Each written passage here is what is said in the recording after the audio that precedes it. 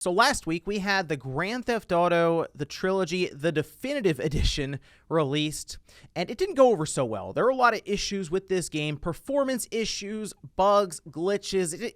It's a mess. But up until now, we hadn't really heard a lot from Rockstar. However, now we have a full response from them, but this entire situation has been ongoing really for a while now, and it seems to be exacerbated over the last year, and it's something that I think needs to be ironed out before we make this big push to the all-digital era. Guys, if you enjoy these videos, make sure that like button helps out a ton, and if new here to the Spawn Wave Plus channel, make sure you subscribe down below. So let's head over here.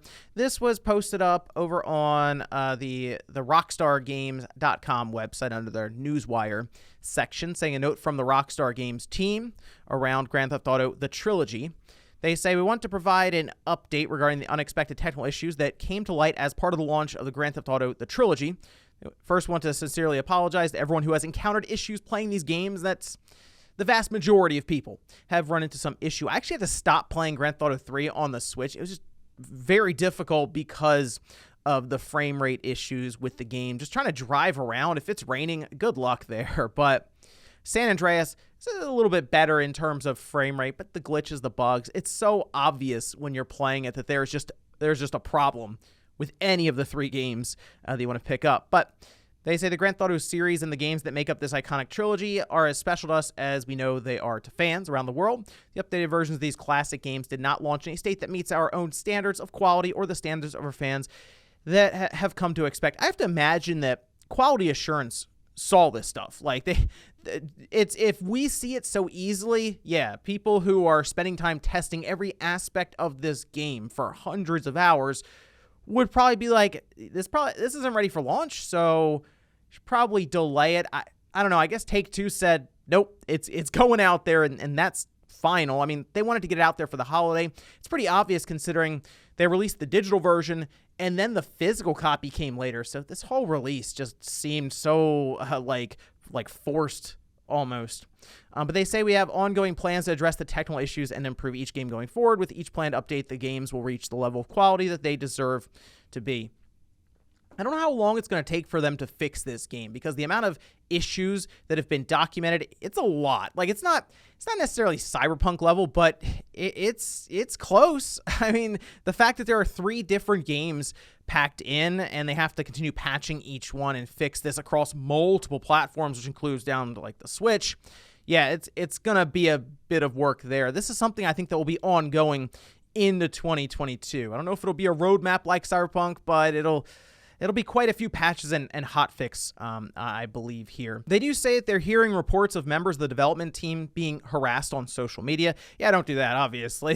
The people who were working to port this game over, I mean, it seems like they were given a limited budget and a limited amount of time. That falls on Take-Two not planning this out correctly and managing the situation. So yeah, I wouldn't be going on social media and harassing them. They're, of course, going to be the ones most likely working along Rockstar to try to fix these games.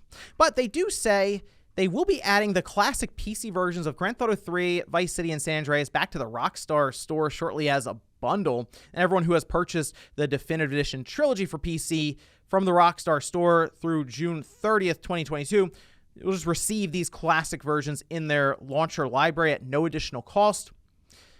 I'm a little confused why this isn't just across the board, because it's, to my understanding, they removed these games on all platforms because they wanted you to buy this version.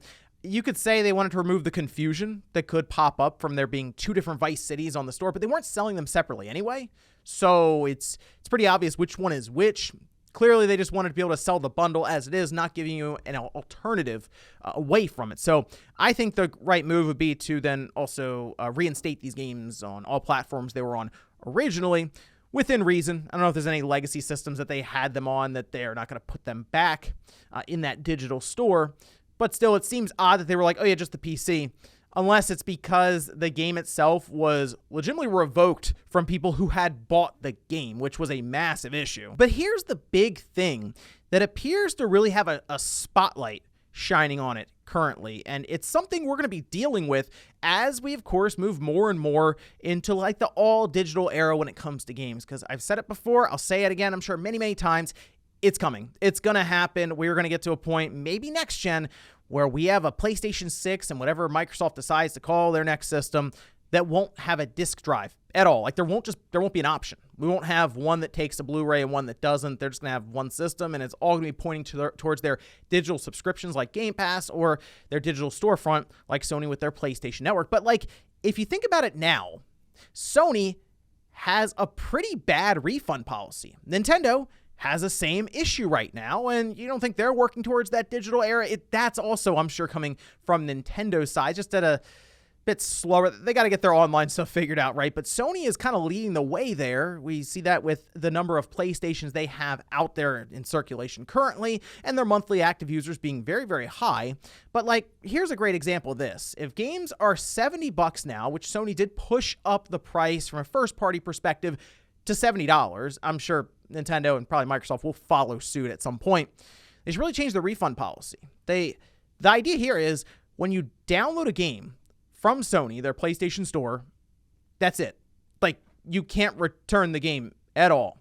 So if it's a purchase that was made mistakenly, you can't give it back. It's weird to me that is the case because Sony has a system that's all digital, and they've actually been working to make it so you cannot buy games in stores with those little cards. You used to be able to do it, but if you've looked around recently, Sony's actually cut that off. Really, you just go in and you buy like currency cards for the PlayStation Store.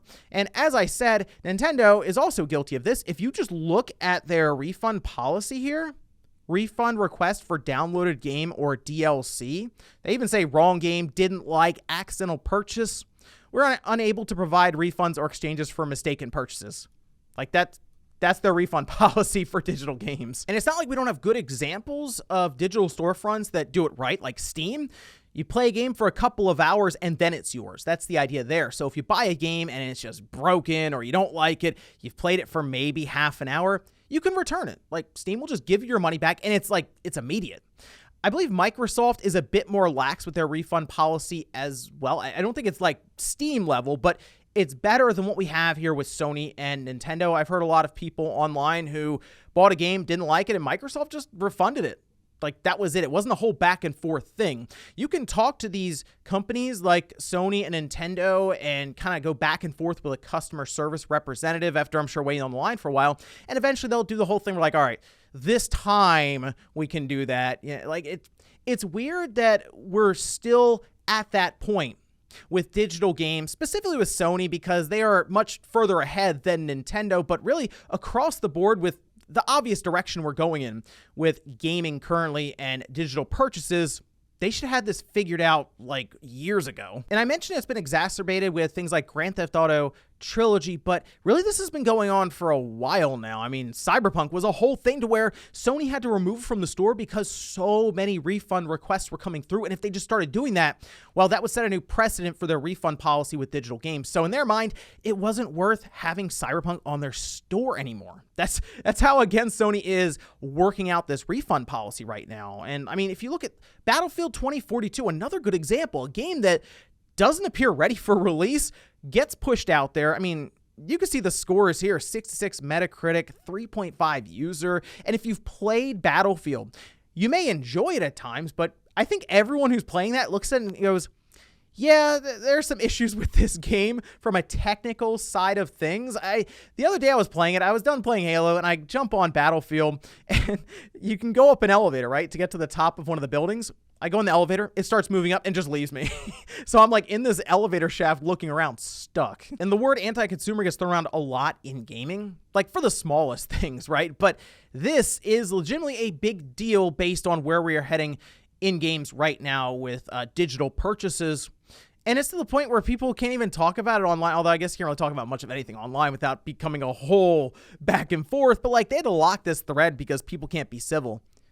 Who's against the idea of the refund policy changing for these different companies? Like, who's saying, nope, they don't have to give us a way to get our money back for a potentially broken game or a game that maybe like my 5 or 6 year old accidentally hit the button and bought. But let me know what you guys think about all of this. Rockstar officially apologizing for what's transpired here with the Grand Theft Auto trilogy, but then the big underlying issue when it comes to buying games digitally and unable to get a refund if they release in a broken state, which seems to be more and more commonplace over the last couple of years.